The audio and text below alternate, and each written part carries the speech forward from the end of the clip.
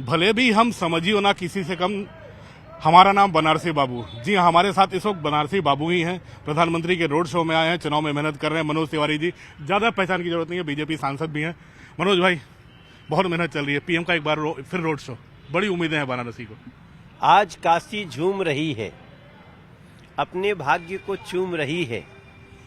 PM होंगे बहुत पास, इसलिए अच्छे अच्छे फूल चुन रही है। अच्छे अच्छे फूलों को चुन करके अपने काशी,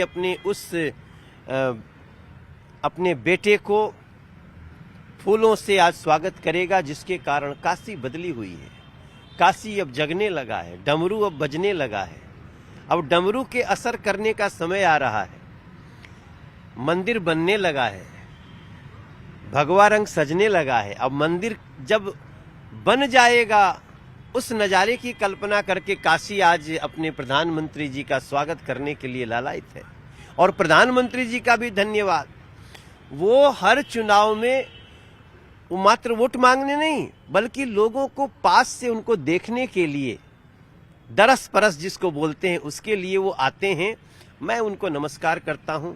हम जहां खड़े हैं, यहां स्मार्ट सिटी वाराणसी, रुद्राक्ष हॉल, किसने सोचा था ऐसा काशी बनेगा। जापान की सहायता से, भारत की सहायता से, ये देखिए, ये देश का वन ऑफ द यूनिक ये हॉल है। ये रुद्राक्ष, अभी इसमें हम लोगों ने बहुत समय बाद परफॉर्म किया। ये जगह आप आज से 3 साल पहले आते तो आप घबरा जाते। देख मैं 3 साल उसी की बात करूंगा। आप तो बीएचयू में पढ़े, आपकी पूरी युवा अवस्था बीएचयू में, वाराणसी में बीत गई। तब का बनारस और ये वीआईपी कंस्टिट्यूएंसी बनारस, कितना अंतर आया? लोग कहते थे बनारस नहीं बदलेगा। ये तो लोग मान चुके थे कि बनारस नहीं बदलेगा, क्योंकि बनारस बहुत कंजस्टेड हो गया था। लेकिन वो कहते हैं ना कि जब जहां चाह हो जाती है, वहां राह निकल जाती है। आज हम देख रहे हैं बनारस की पतली पतली सड़कें भी चौड़ी हो गई हैं। आज हम देख रहे हैं जगह जगह एक ऐसा पर्यटन स्थल जैसा भाव पैदा हो गया है कि लोग काशी आकर के सबसे पुरानी संस्कृति के शहर का दर्शन करके अपने अभिभूत हो रहे हैं। और जो सबसे मैं धन्यवाद देना चाहूंगा, भैया, हम जब गंगा जी में नाव से चलते थे ना, तो हम लोगों को सब घाट मिलते थे। सिंधिया घाट मिलता था, भोसले घाट मिलता था, सब घाट मिलता था। बाबा विश्वनाथ का घाट नहीं दिखता था, जिसकी नगरी है। अब बाबा विश्वनाथ धाम घाट भी दिख रहा है। उसके लिए मैं नरेंद्र मोदी जी को प्रणाम करना चाहता हूं। शायद जो होलकर जी की सोच थी, जिस भाव से उन्होंने टूटे हुए मंदिर को वापस खड़ा किया, वापस वही स्वरूप, वही शक्तियां आती है नरेंद्र मोदी जी में। और आज गंगा मैया जिस कारण से करवट लेती है ना, ये काशी करवट है।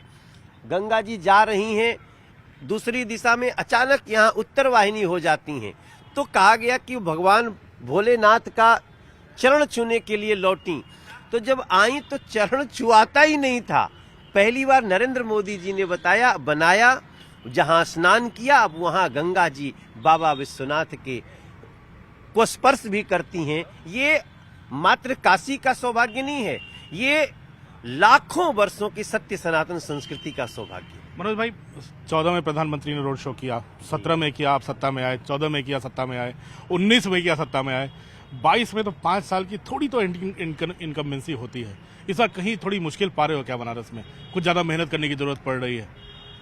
दिनों दिन बढ़ रही है ललक मोदी जन की, दिनों दिन बढ़ रही है झलक देखने मन की। सुना था हमने भी ललक होती कम है, पर ललक बढ़ रही है अब काशी मन की। रोज बढ़ती जा रही है। मैंने भी सुना था कि लोगों के प्रति आकर्षण थोड़ा कम होता है, एंटी इनकम्बेंसी होती है। लेकिन अभी तो जब मोदी जी कह रहे हैं अभी तो हमने जो किया है वो 40% किया है, अभी तो 60% और पूरा करना है, तो काशी भी खुले मन से स्वीकार कर रही है। नरेंद्र मोदी जी, एक दिल कितनी बार जीतोगे, आज फिर उनको हम पुष्प चढ़ाएं, पुष्प बरसाएंगे उन पे, क्योंकि उन्होंने शिव को सजाया है। हम नरेंद्र मोदी को सजाएंगे, बीजेपी को सजाएंगे। बनारसी बाबू मनोज तिवारी की क्या उम्मीद है? बनारस के लिए क्या हो या जो बचा है?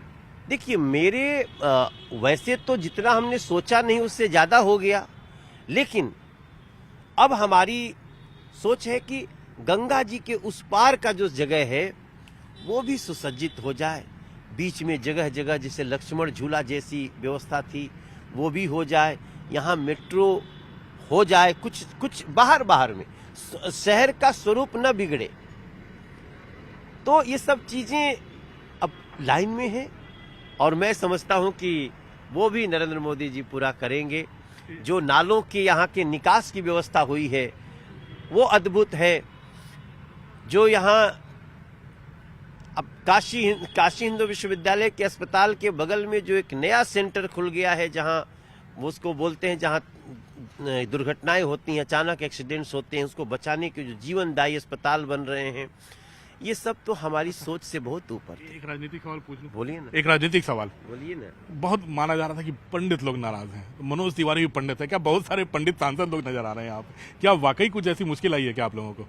मनाना पड़ा है लोगों को?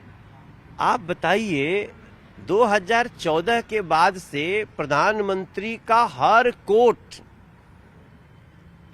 आप अगर समीक्षा करें तो मैक्सिमम संस्कृत में है। ब्राह्मण को इससे बड़ा गौरव क्या हो सकता है? ब्राह्मण ने जिस सत्य सनातन धर्म संस्कृति के लिए अपना खून पसीना बहाया, उसको सजाने का काम किया है, इसमें तो मैं समझता हूं कि ब्राह्मण के लिए तो इससे बड़ा उत्कर्ष का समय कभी हुआ ही नहीं है। और ब्राह्मण सब समाज की खुशी में खुश रहता है। और पहली बार हुआ है कि गरीब हो, मध्यम वर्गीय हो, सबके घर पर नरेंद्र मोदी और योगी जी की सुविधा की खेप पहुंची है। ब्राह्मणों का अब तक का सर्वश्रेष्ठ समय चल रहा है। आखिरी सवाल, एक बार फिर रोड शो गेम चेंजर साबित होगा? वो रोड शो बहुत कुछ चेंज कर देता है और मैं समझता हूं कि हम लोग पहले ही बहुमत पा चुके हैं। अब हम लोग 300 के आंकड़े को पार कर लेने वाले हैं। बहुत बहुत धन्यवाद मनोज जी।